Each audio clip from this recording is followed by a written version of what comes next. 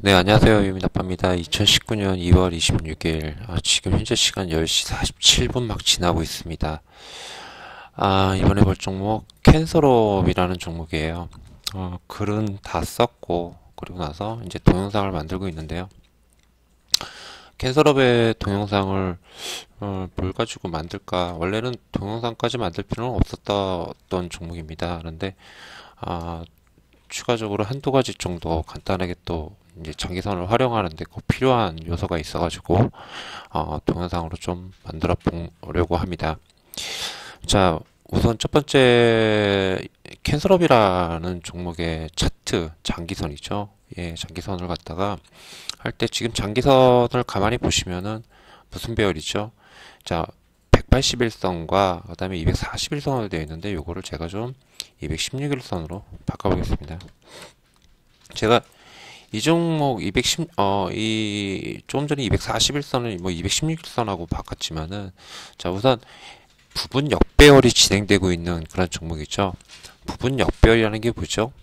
예, 주가가 앞서서 크게 상승한 뒤에 장기선들이 후행을 하다 보니까 선들이 뭐죠? 정배열하듯이죠. 근데 주가가 장기선 밑으로 이탈을 해서 어느 일정 기간 횡보를 하거나 혹은 밑으로 계속 떨어지다 보면은 181선부터 216일 혹은 240일 그리고 3061선 등이 어떻게 됩니까? 밑으로 방향을 바꿉니다. 그러면서 맨 밑에 하단에 있는 561선, 이 561선에 181선 내지 216일선이 이 데드크로스라고 그러죠. 예, 데드크로스가 뭐죠? 561선 이렇게 5일선 쭉 가는데 11선 따라오는데 5일선이 11선 밑으로 가면 데드크로스죠. 5일선이 이렇게 가다 11선 뚫고 가면 뭡니까? 골드크로스 뭐 이렇게 표현하시잖아요. 그죠? 책임에 나와 있는 내용이죠.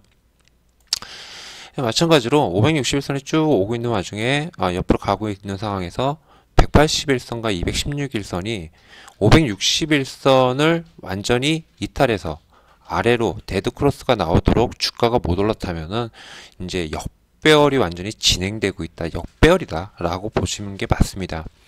그런데 561선 위에 181선 혹은 216일선이 데드크로스가 되기 전에 주가가 뭡니까? 올라타는 그런 종목들이 있어요. 예, 이런 거를 부분 역배열 패턴이라고 합니다. 부분 역배열 패턴. 예. 해서 캔서롭 같은 경우는 부분 역배열 패턴이 나오고 있어요. 자, 그런데 제가 조금 전에 216일선과 241선, 241선, 216일선을 바꿨죠.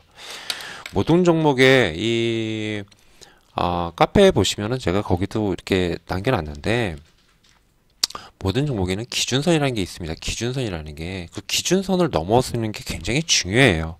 못 넘어서면 볼 필요가 없습니다. 사실은. 한미약품 같은 경우도 말씀을 드렸죠. 이거 기준선 241선인가요? 216선이 제가 뭐라고 말씀드렸는지 기억이 잘 안 나는데, 하여튼 이 선을 넘어서지 못하면은 볼 필요가 없는데 241선 넘었으면 그때 보셔라라고도 분명히 해드렸었습니다. 모든 종목에는요, 기준선이라는 게 다 있어요. 그리고 기준선을 넘어서는 시점에서 볼 필요가 있다라는 겁니다. 이거는 대형주든 혹은 중소형주든 혹은 개별주든 테마주든 역시 그 어떠한 종목도 다 똑같습니다.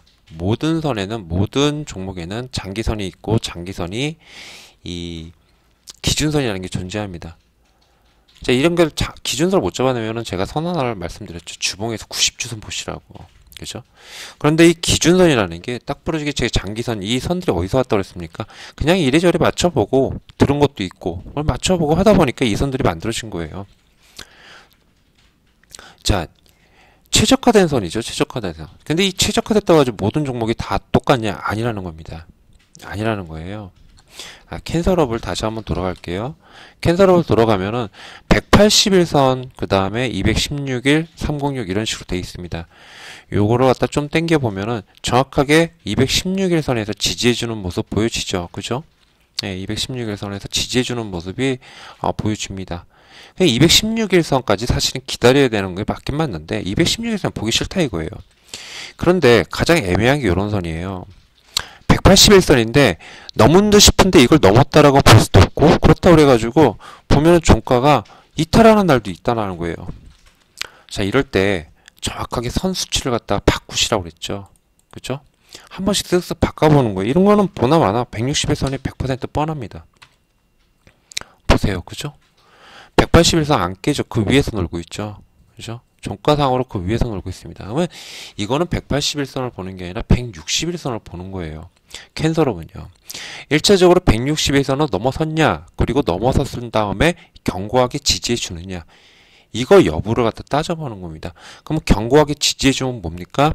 예, 241선, 216일선, 즉 기준선이라는 것을 돌파하기 위한 그러한 플랫폼을, 단기 플랫폼을 만들고 있다라고 보면 된다라는 거예요.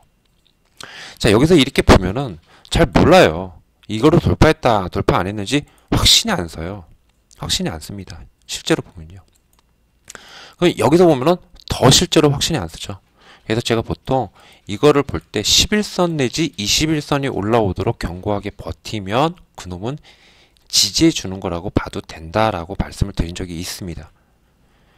자, 그렇게 따졌을 때 지금 이런 자리에서는 매수하기가 좀 깝깝스러워요, 사실은. 왜냐면 몸통으로도 돌파한 게 아니거든요. 그러면 뭡니까? 애매한 2차 지준선을 갖다가 애매하게 돌파한 놈들은 대체적으로 이런 어떤 단기 조정 흐름이 나와요. 이 위에서. 그리고 나서 돌파한 직후에 하나, 둘, 셋, 넷, 다, 일곱, 여덟, 아홉, 열, 열하나. 11일이죠. 그죠? 그럼 보통 한 그 12, 13일째, 12일이나 13일째 이럴 때 주가 반등을 기대해 볼 수도 있고 15일이나 16일째에도 주가를 반등해 볼 가능성이 있습니다. 이게 최장 21일까지 기다려 볼 수도 있거든요. 근데 어찌됐든 간에 21선이 거의 임박해 있죠. 21선이 거의 임박해 있으면은 매수해 놓고 그리고 기다려도 된다라고 예전부터 많이 생각을 해봤었습니다. 무슨 말인지 아시겠죠? 자, 그러면 자, 161선이라는 걸 알려드렸어요. 그러면은 161선을 견고하게 지지를 해주는데, 이거를 갖다가 또 하는 게 또 하나가 있습니다. 뭐가 있죠? 판단하는 게 바로 30분봉이죠. 자, 단기 흐름에서 단기라고 하면 보통 한 달여의 흐름을 말합니다. 상승을 한 뒤에 중요한 선 하나를 넘어섰어요. 그리고 조정이 나와요. 그럼 이 조정이 나올 때 보통 뭐라고 했습니까? 30분봉 보시라고 그랬죠?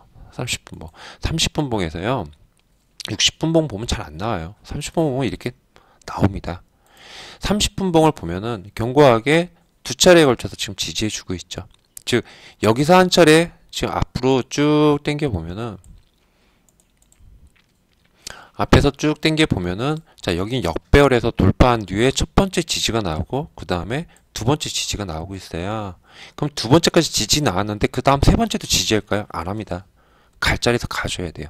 즉 요 첫 번째, 두 번째로 봤을 때 지지해졌다. 30분봉에서 네, 그죠? 180분선과 240분선을 지지해줬다라고 하면은 일봉에서 21일까지가 아니라 12, 13 길어봐야 15, 16일째에 갈 개연성이 있다라고 생각을 하고 지켜보는 그런 흐름을 그걸 기대하고 그리고 나서 볼 수 있다라는 거죠. 기대하고 뭐 매수를 하든 아니면 관심 있게 지켜보든 이런 흐름을 볼 수 있다는 거죠. 원래 원칙상